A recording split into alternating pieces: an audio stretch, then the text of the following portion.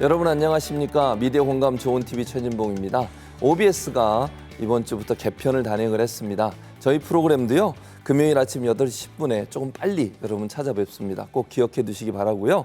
또 하나 뉴스의 방송 시간들이 대체적으로 다 이름을 바꿨는데요. 여러분들이 기억하기 쉽도록 방송되는 시간에 이름을 붙였습니다. 예를 들어볼게요. 종합뉴스는 OBS 뉴스 730으로 밤 10시 30분에 방송되는 뉴스는 OBS 뉴스경인 1030으로 바꿨습니다. 이 시간 잘 기억하셨다가 뉴스 시청해 주시면 고맙겠습니다. 또 다양한 콘텐츠, 다양한 프로그램들이 새롭게 선보일 예정이니까요. 관심 가지시고 OBS 늘 사랑해 주시기를 바라겠습니다. 미디어 공감 좋은 TV 첫 번째 순서는 차 기자의 미디어 체크인데 오늘도 차윤경 기자 함께하도록 하겠습니다. 차 기자님, 우리가 살펴볼 이슈들 설명해 주시죠. 네, 이번 주 차 기자의 미디어 체크. 첫 번째 소식은 포털뉴스 검색 매체 제한 논란. 두 번째 소식은 선택적 외신 인용 보도. 마지막 소식은 언론인에게 가장 치명적인 전쟁입니다. 내용이 궁금해지는데요. 첫 번째 소식부터 설명해 주시죠. 네, 미디어 체크 첫 번째 소식은 포털뉴스 검색 매체 제한 논란입니다. 최근 포털 사이트 다음이 뉴스를 검색할 때 콘텐츠 제휴 언론사들의 뉴스를 우선적으로 보이게끔 방향을 바꿨는데요. 언론계 안팎에서 비판이 나오고 있습니다. 미디어스의 기사로 전해드리겠습니다.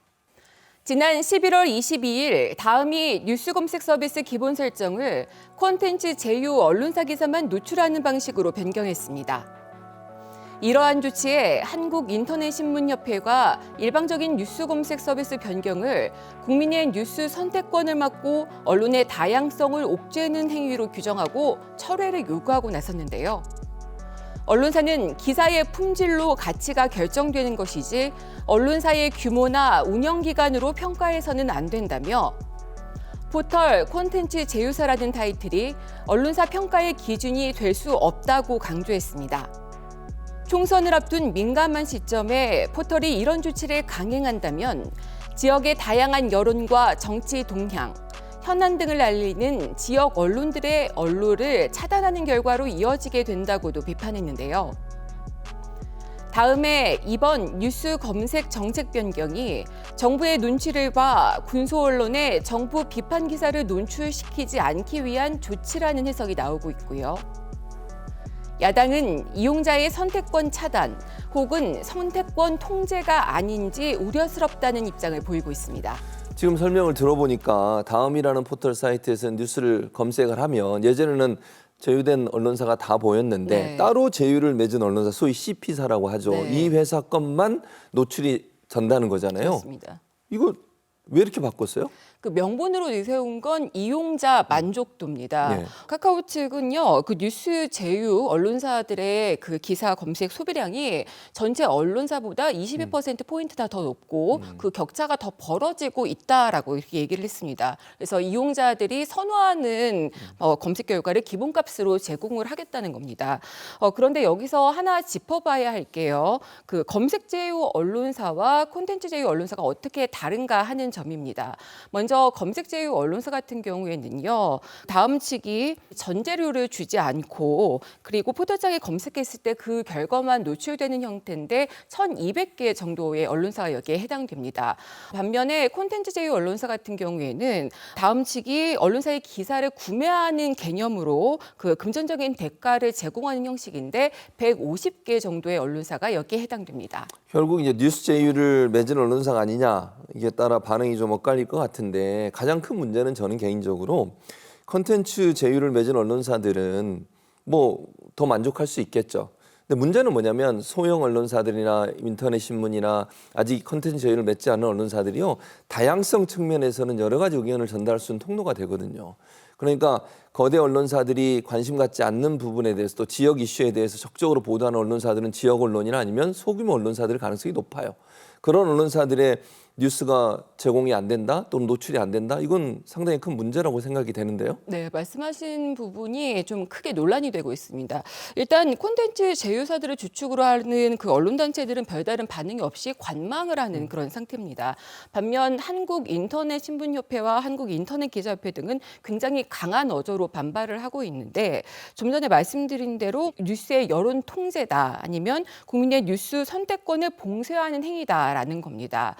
일각에서는 정권의 입맛 맞추기가 아니냐라는 비판도 나오고 있는데요. 내년 총선을 앞두고 통제되지 않는 1,200개 언론사보다 150개 언론사를 관리하는 게 더 쉽다는 거죠.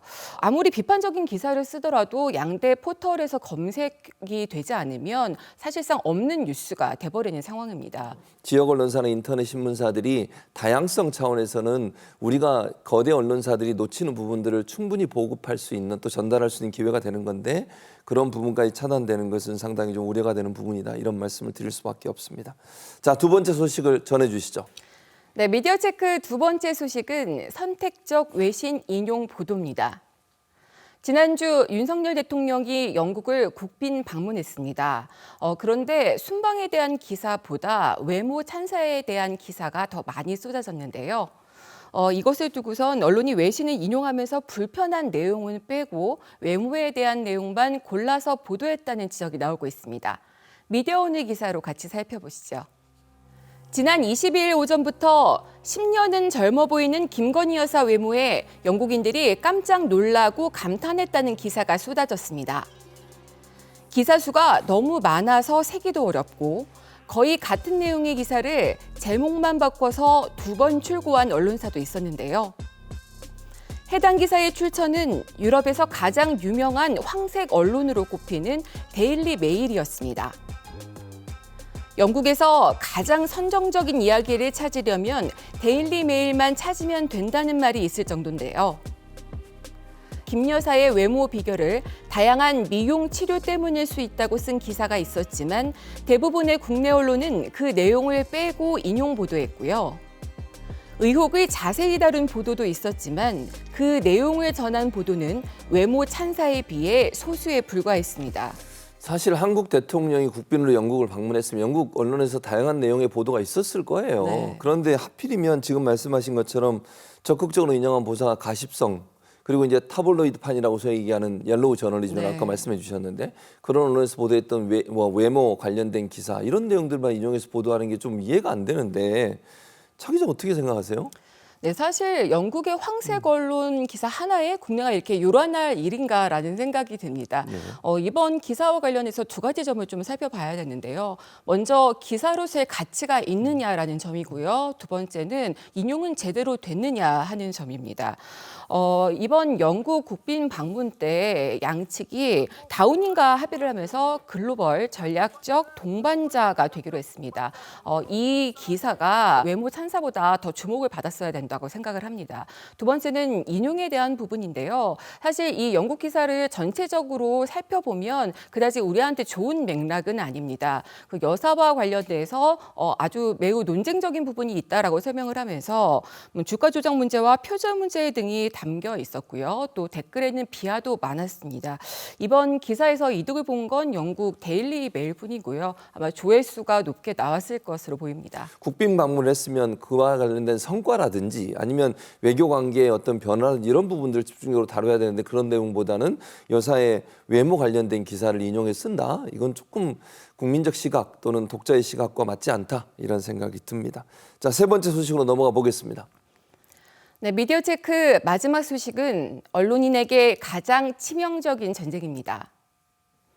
지난 10월 7일 이스라엘과 하마스 간의 전쟁이 시작된 이후 많은 사람들이 목숨을 잃었습니다. 그리고 언론인들한테도 역사상 가장 치명적인 전쟁이라는 얘기가 나오고 있습니다. 역시 미디어오늘 기사로 소개해드리겠습니다.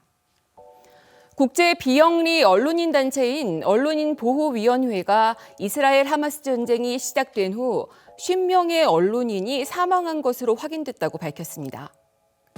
1992년 집계를 시작한 이래 한 달 안에 가장 많은 언론인이 숨진 건데요.